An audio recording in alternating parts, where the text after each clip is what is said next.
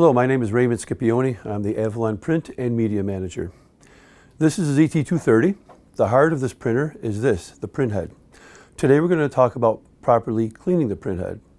There's three ways to do it. Bad, which is a paper towel, a napkin, or any old rag, or cotton swabs. Why are they bad? Because they contain fibers, invisible fibers that go on the surface of the printhead.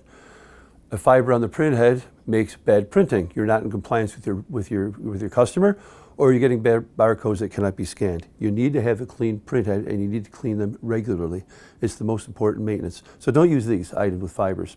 Better, you can get a zebra cleaning pen or a swab. That's very good. It has the right surface and the right ingredients, the right alcohol, and you can clean the printhead like this. The problem is there's that little glass line here that's very hard to see. It's very small, especially if you're upside down trying to clean it this way. You're going to miss. I miss all the time. You want to get this surface, not the green part, not the aluminum in front, but this little clear surface here. It's hard to hit with a pen or this little swab. What you want is a zebra cleaning card. It cleans the entire surface of the printhead. It gives uniform pressure throughout the whole printhead, so you don't have to worry about missing part of it, and it's simple to use.